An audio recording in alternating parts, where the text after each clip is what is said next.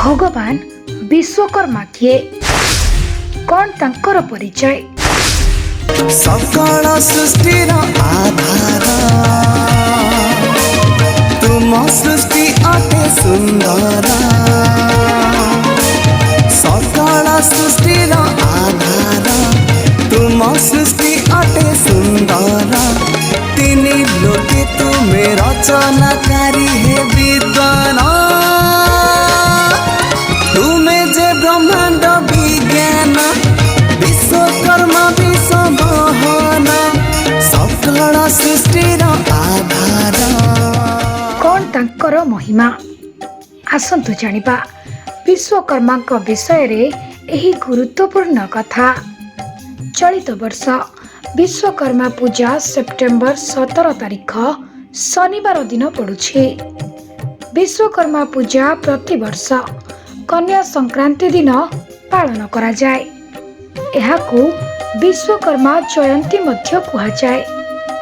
देवता मानकर स्थापत्य विश्वर प्रथम इंजीनियर वास्तुकला क्षेत्र रे विशेषज्ञ प्रभु विश्वकर्मा मध्य वास्तुशास्त्र जड़े महान पंडित।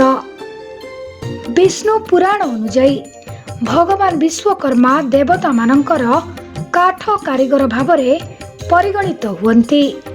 पुराण रे बढ़ई शब्द लेखा जाई अछि। ताको पई काठ कारीगर माननकु बढ़ई आख्या दिया जाइछि। वास्तुदेव अंगिरसी नामक एक झियो को से विवाह करथिले। भगवान विश्वकर्मा उभयଙ୍କ ठारू जन्म ग्रहण करिसंती। वास्तुदेव ब्रह्माजींकर धर्म रे से पुत्र थिले। ब्रह्माजी भगवान विश्वकर्मा को ब्रह्मांडर स्थपति भावरे नियुक्त करथिले। से स्वर्गलोक इंद्रपुरी द्वारिका नगरी सुनार लंका सुदामापुरी भली अनेक सहर एवं स्थान निर्माण करथिले। भगवान विश्वकर्मा जमराजंक कालदंड भगवान विष्णुंक सुदर्शन चक्र भगवान शिवंक त्रिशूल रावणर पुष्पक विमान समेत अनेक अस्त्र शस्त्र एवं उपकरण तैयारी करि जाइछन्ति।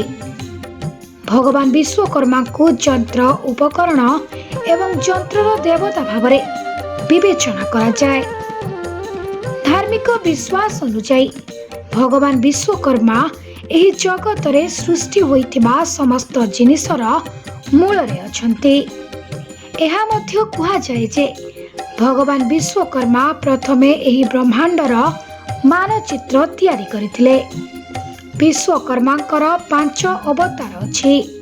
सेथि मध्यरु विराट विश्वकर्मा, धर्मावंशी विश्वकर्मा, अंगिरावंशी विश्वकर्मा, सुधवना विश्वकर्मा एवं भृगुवंशी विश्वकर्मा नाम रे समस्ते जानती। भगवान विश्वकर्मांक 5 पुत्र हेउछन्ति मनु, मय, त्वष्टा, शिल्पी एवं दोबज्ज।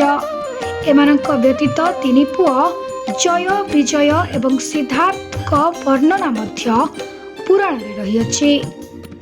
समस्ते निर्माण एवं स्थापत्यर पंडित थिले। सेथि पई जुग जुग धरी आज पर्यंत समस्त शिल्प और यंत्रांश कारीगर माने एही दिनटी को महा आडंबर पूर्ण भावरे पालन करि आसुछन्ति। प्रभु विश्वकर्मांक आशीर्वाद न रहिले जड़े बिंधाणी बा भल मिस्त्री भावरे संसार रे गणा जीव नाही। Bureau report BNS live.